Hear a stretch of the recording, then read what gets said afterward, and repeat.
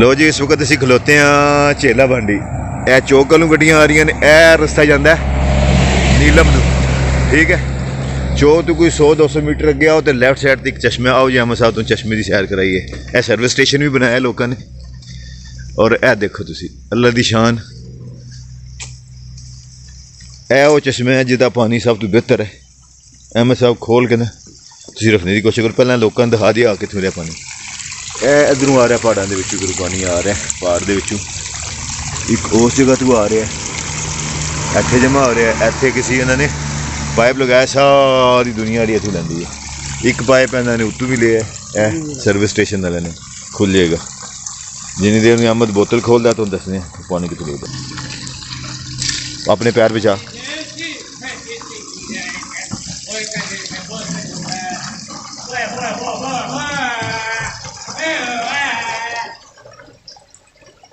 हूँ नहीं बोलता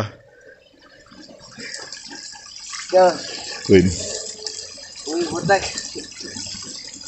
हाँ जी, अहमद साहब पानी भरो।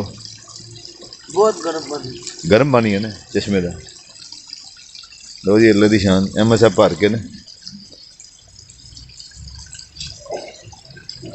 देख लो। इस सदाबहार साल पूरा पानी जोड़ा वो आता रहता है।